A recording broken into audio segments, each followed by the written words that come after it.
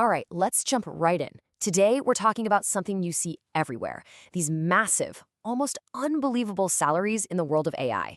We all hear the stories about life-changing paychecks, but what's really going on behind all those headlines?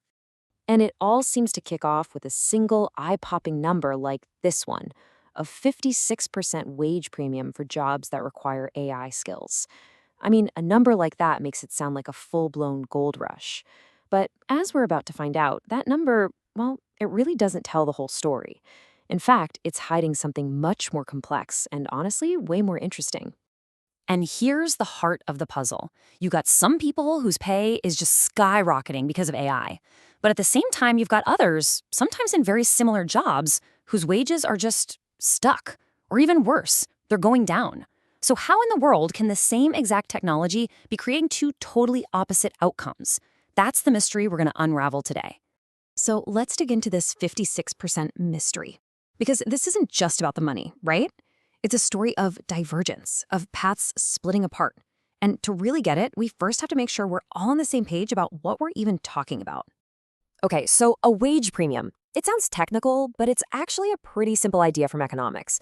Just think of it like a bonus you get for having a skill that everybody wants, but almost nobody has. It's that classic sweet spot where high demand meets low supply.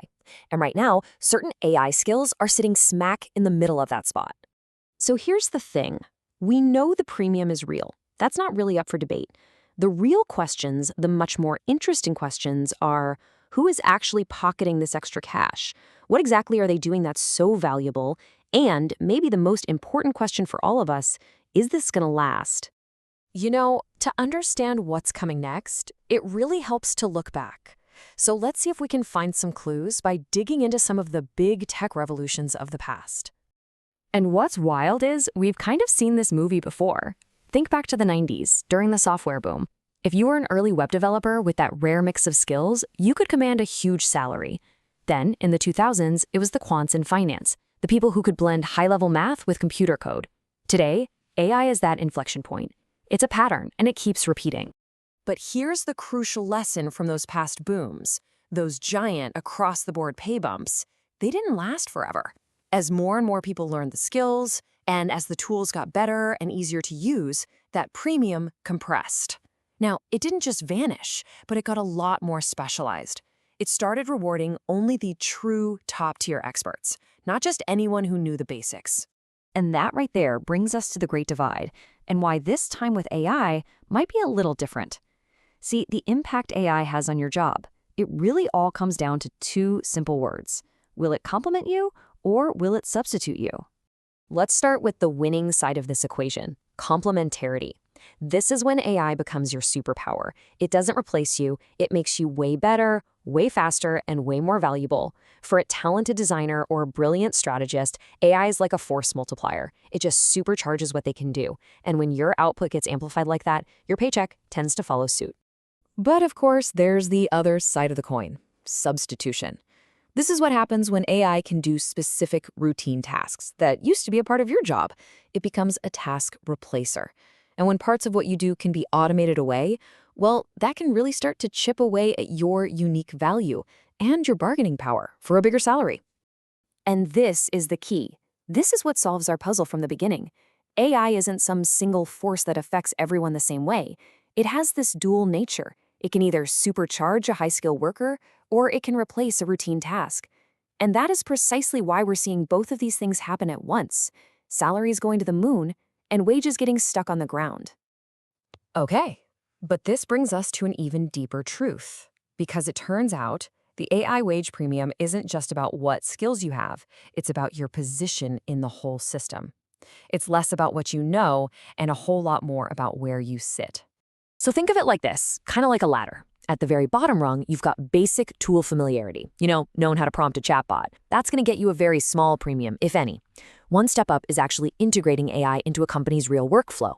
That's more valuable, for sure. But the biggest rewards, the highest premium, that goes to the people who are actually shaping how the entire company invests its money, its time, and its people into AI. And this quote just nails it. The biggest paychecks go to the people whose jobs directly influence how and where capital gets spent.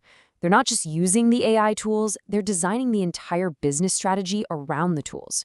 So let's break it down. Who are the winners and who's feeling the pressure? Well, on one side, the winners are the architects, the folks building the infrastructure, integrating AI into the enterprise, owning the product vision, and deciding where to invest the money. On the other side, the roles facing pressure are the ones that are more routine, that can be easily turned into a commodity, or can be replicated by the technology itself. Which leads us to our big final question. We get the who and the why of the premium now. But for how long?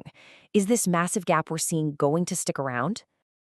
History gives us the perfect analogy for this spreadsheet. Back in the day, being a wizard with VisiCalc or Lotus 123 was a rare, high-paid skill. It could get you a job.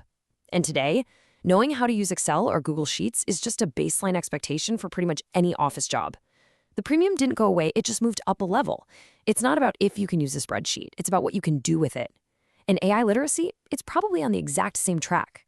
So whether today's AI premium sticks around really boils down to these four things. How fast does this tech become standardized and just easy to use?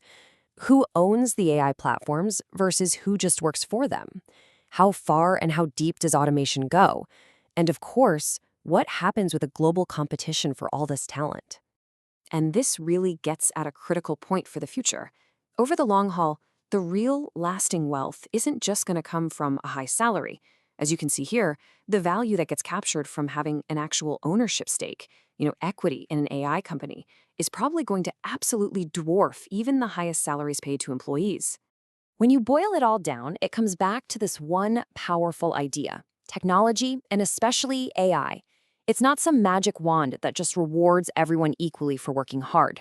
No, it disproportionately rewards the people who are positioned at the key leverage points of the system, the points of strategy, of control, and of capital. Which leaves us with one last question to chew on. The AI wage premium, it turns out, isn't really about your skill with a specific tool. It's about your place in the architecture of this whole new economy. So the question you've got to ask yourself is, where do you sit in that architecture?